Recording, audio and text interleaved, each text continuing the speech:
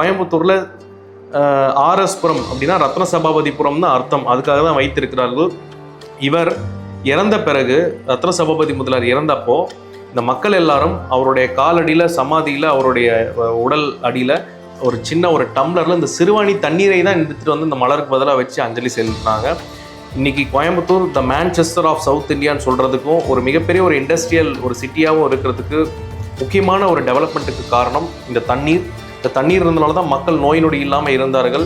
இதுவும் இல்லாமல் இவர் ஆற்றிய இந்த இண்டஸ்ட்ரிக்கு பண்ண ஒரு ரெவல்யூஷன், ஏன்னா இவர் சேம்பர் ஆஃப் இண்டஸ்ட்ரீஸ்க்கு தலைவராக இருந்திருக்கிறார், ரோட்டரி கிளப் கொண்டு வந்திருக்கிறார், காஸ்மோபாலிட்டன் கிளப் கொண்டு வந்திருக்கிறார், எம்எல்சியாகவும் சேர்மன் ஆஃப் கோயம்புத்தூர் அதுவும் இருந்ததுனால இவர் ஆற்றிய பங்குனால தான் இன்னைக்கு கோயம்புத்தூருடைய ஃபாதர் ஆஃப் மாடர்ன் கோயம்புத்தூர்னு சொல்கிறாங்க.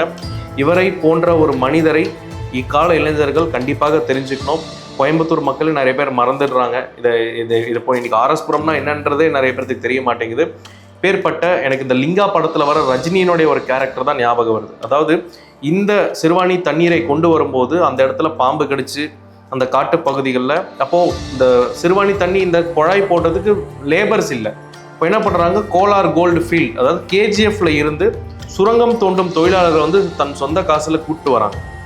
கிட்டத்தட்ட ஒரு 5000 தொழிலாளர்கள் சேர்ந்து 9 வருஷம் கஷ்டப்பட்ட ஒரு ப்ராஜெக்ட் தான் இந்த சிறுவாணி தண்ணி ப்ராஜெக்ட்.